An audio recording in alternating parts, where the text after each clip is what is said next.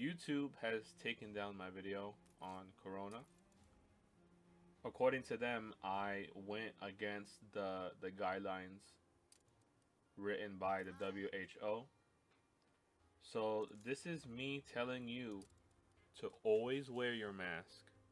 Even as you watch this video, wear your mask. Stay 6 feet away from the screen. Stay 6 feet away from anyone else. God forbid you leave your house. Wear your mask. Stay 6 feet away. Right? Get tested. Take the vaccine. Okay? So that is my compliance to that code. Now, if you're interested in anything I have to say about Corona, you're free to visit my website where I go into detail on how to follow these steps. But that's not the purpose of this video. When YouTube first went through the ad apocalypse 1 or 2 years ago, a lot of content creators, or whatever you want to call them, they complained. They said, this is hitting my bottom line, this is hitting my revenue, this is going to affect me financially. These people rely on YouTube for financial security, right? Effectively, they're employees of YouTube, even if not directly. And I remember a couple of comments, and maybe even a couple of video posts on it, essentially saying, start your own video platform. If you got a problem with anything YouTube does, start your own business. Start your own video platform. It's a very dismissive point of view. Even though where it comes from is a good place, it's very dismissive. But for now, it's more akin to your customers, your viewers, right? And your co-workers, your other content creators, your fellow content creators, telling you to stick it up the butt, right? Just shut up. Start your own business if you have a problem. I mean, just imagine in any business scenario, your boss has a new rule, and when you voice your disapproval, your boss says, shut up, start your own business. Your coworkers say the same thing. For some reason, they're lapdogs to the boss. Shut up, start your own business. Your customer complains like, oh, why is the product like this? My boss instituted a new rule, and the customer says, shut up and start your own business. So you got the viewers agreeing with the boss, you got your coworkers agreeing with the boss, and you got your boss's boss's boss agreeing with the boss. Telling someone to just shut up and start your own business, or just start your own business when there's a complaint or a concern brought up, it's not very helpful. It just shuts down the conversation. And who does it really benefit, right? Again, we're going to get into that later. But it doesn't benefit the viewers because their content is being constrained. It doesn't help content creators because now they're being on a tightrope with everything they do. And I also don't like the start your own business idea, because starting your own business is a long-term investment. It's not something you can just drop everything you do. You're risking your livelihood. You're risking a lot. It's a big investment. And to just say shut up and start your own business, it's like nothing. Like, oh, it's the easiest thing on the whole planet. And that's not even considering the fact that most people who start their own business, they work with a company, get the hang of it, save up that money, and then they start their own business. It's just idealistic to just say start your own business. Okay? What brought this video to fruition was when Twitch enacted a new edict which does not allow users to say the word simp. I have never used the word simp. I have never typed the word simp. I may have thought about someone who may be described as a simp in passing, but I've never said it. I've never used the word. But I understand that when they stop a word from being used, it's the beginning of a trend. That's how things start. First, it's a word you don't know. Tomorrow it's a word you do know, and then the next week it's words you use every day. It's just to control the language. You don't just start arbitrary. Well, you do start arbitrarily, and then you move on from there. You spread your wings from there. So I'm not in support of that, even though I've never used the word. And then I've also seen people defend Twitch saying, start your own program, start your own video platform. Just disregarding any criticisms that someone may have. Now, look at it like this. It's a ban on users, people who pay in subs, people who pay in donations. I don't know how much a cut Twitch gets from the streamer. But you know, these people pay to watch streamers. They're paying. They're customers. They're essentially customers. You're a customer, and you've enjoyed using the service, right? The ability to say this word, and now Twitch is saying you cannot say this word. And as a customer, you can't complain to the company that their service is being downgraded because of that. Start your own company. How is that a response? I'm supposed to start my own company because I don't like one or two things? Like, I don't like the new step that your company is going towards? Why doesn't just everyone just start a company over one single complaint or several complaints? And this idea of just starting a new company, like, it's just like the simple. I feel like the people who say it have never started their own thing. Like, that's a monumentous effort. That's not something you do overnight. It's like over a decade even. And what if, since we already established that this is a customer producer relationship, I'm just a plumber. You want me to drop everything and make my own video platform? Is that what you're suggesting?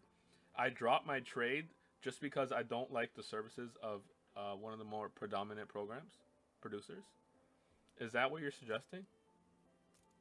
I'm 34 years old. I've been plumbing for 14 years. I don't like that. I can't say simp on Twitch. And your advice to me is to learn coding? I mean, come on. It's just unrealistic. Now, I want to get into why people have this view, because we have to address it before we move on. The reason people have this view is because they have this American ideal of independence, starting your own business, you know, being financially independent, so and so. And when people start complaining about stuff like when companies constrict on what you can say, they say, oh, that's against my freedom of speech. And then they retort, oh, just start your own business if you have a problem with that. Right? Just shut down the conversation, start your own business. And the core reason why they say that is because they don't want government intervention in private institutions. Right? You don't want, when you start your own business, you don't want the government saying, all right, you have to do this, you have to do that, you have to do this. It's just annoying. And who are they to tell you how to run your business? You know, stuff like that. So it comes from a good place, right? I think we all, anyone who's a reasonable adult wants less interference from the government. Any reasonable independent person wants that. So it comes from a good place, a good-hearted place. For example, the baker, right? I think this is the most prime example of government intruding on personal freedoms. The personal freedom to choose who you can service in your own store.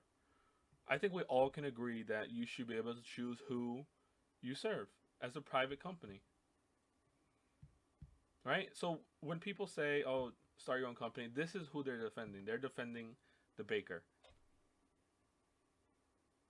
In their minds, at least. Who they're really defending is this. This is who they're really defending when they defend YouTube, when they defend Google, Twitch, any of these big multinational companies. This is who they're really defending. This is a small case. Not really small, but I'm just going to give you a story. So you have 2 arms and 2 legs, right? And a working head, I hope. And you need money. So you get your buddy and you say, hey, let's rent a truck. Let's rent a truck. And we can help people move. So you start on Craigslist. You say, we'll move for $50. We'll move you from your furniture from one part of New York to another part of New York. And you do that and you save up money, you and your friend. And you're like, all right, we got a couple of other friends and we can buy a truck. We're growing, we're developing, we're starting our own business. I hope you see where I'm going with this. So now that you can afford your own truck, and now you can start affording advertisement, like in the newspaper. I don't know, people still read that, but you can produce ads. But bam, you get something in the mailbox. You flip open that red thing and you open the metal can. You get an envelope from the government. Cease and desist. You are unable to start your own company because you need a certificate of necessity. What is a certificate of necessity? A certificate of necessity is when you prove that there is a demand for your company.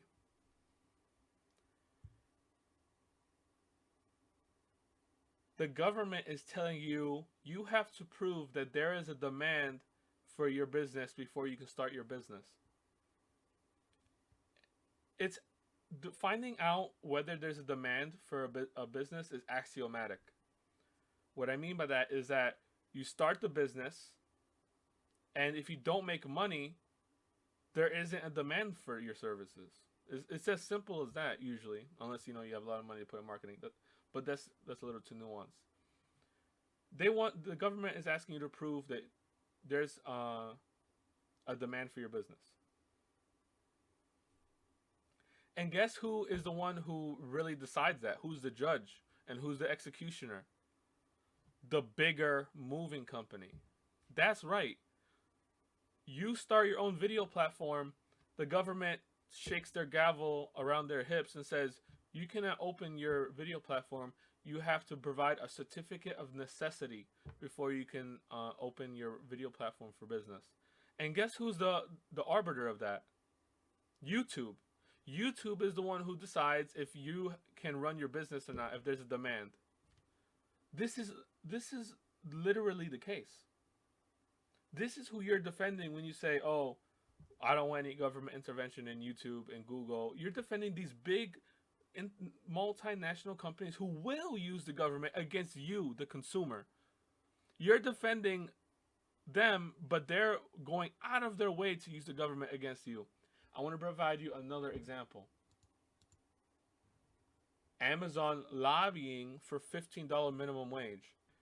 We want the federal minimum wage to be $15 across the country. They're trying to be heroes, saying they're for the workers. What they're actually doing is putting the onus on smaller companies who can't afford that, realistically. Because if you start any business, you're not making money. Oh, the average is 5 years before you start making a profit. You're living on the dime for the first 5 years. That's the average. So they're putting the onus on these small companies who might hire, the neighbor's kid or whatever. And they're looking at this as a short-term investment. They're doing this to cut a bigger slice of pie of the market share. They're not doing this to be heroes. They're doing this to put down the little guy.